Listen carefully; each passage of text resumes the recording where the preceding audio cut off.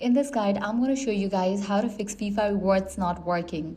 Let's get started. First, make sure you're logged into the correct FIFA ID account on the official FIFA website. A very common issue is signing in with a different email or account than the one used to complete challenges, which can make it look like your rewards are missing. Once you confirm the correct account, refresh your FIFA Rewards dashboard and check your points again.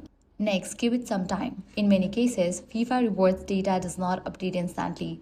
Points from completed challenges, match predictions, or even participation can take a few minutes or even few hours to appear, especially during high-traffic events like tournaments or live match days. If your rewards still are not showing, try logging out and logging back in. Next, clear cache and cookies. For that, click on three dots. Go to Settings. Go to Privacy and Security. Click on Site Settings. Click on the option View Permission. Now here, search for FIFA. Once it appears, click on the trash icon and confirm it.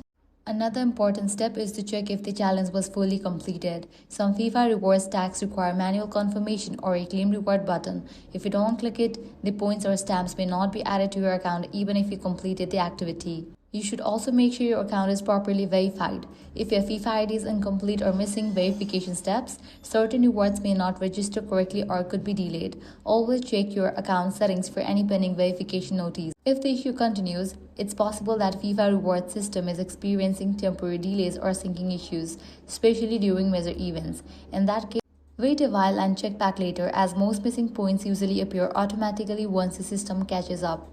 Finally, if nothing works, contact FIFA support through the official help center and provide details about the missing points, the challenges you completed, and your account information so they can manually review your case.